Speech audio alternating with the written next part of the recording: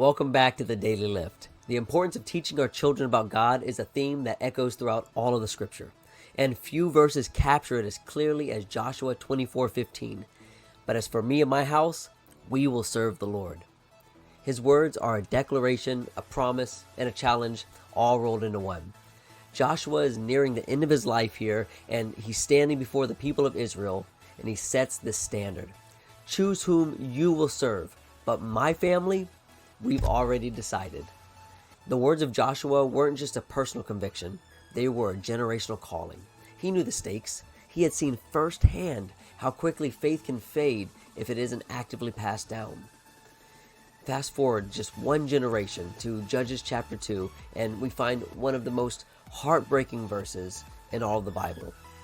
Another generation arose after them that did not know the Lord, nor the work which he had done for Israel. How did this happen? How did a nation go from standing in awe of God's power to total spiritual amnesia in just one generation?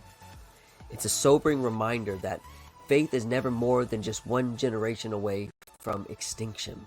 If we don't teach our children about God, the world is more than happy to fill the void. The question isn't whether they'll be discipled, it's by whom. That's why Joshua's words are so crucial. Serving the Lord isn't just a passive choice. No one will accidentally stumble into heaven. It's active, it's intentional, and it starts right here at home. Teaching our children about God isn't just a Sunday morning activity. It's a holistic lifestyle. It happens in the everyday, when we're driving to school, when we're tucking them in at night, and especially when life throws them and us challenges. Deuteronomy 6:7 is a great reminder. He says, "You shall teach God's commands diligently to your children. You shall talk of them when you sit in your house, when you walk by the way, and when you lie down, when you rise up again." Faith isn't just taught, it's caught.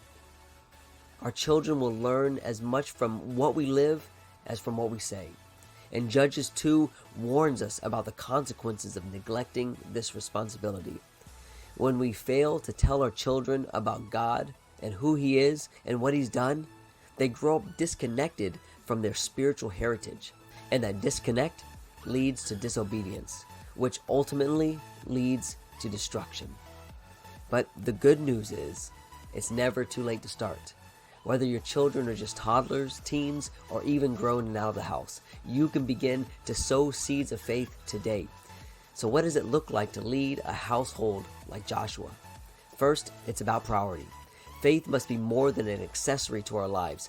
It has to be the foundation. Secondly, it's about consistency. A life devoted to God isn't perfect, but it's persistent. And finally, it's about authenticity. Our kids don't need to see us acting holy. They need to see us genuinely seeking God, and especially seeking Him when we're struggling. The next generation doesn't have to be like the one in Judges 2. They can know the Lord and walk in His ways, but it has to start with us. So make the choice today. Lead your house to serve the Lord, and as always, go lift somebody up.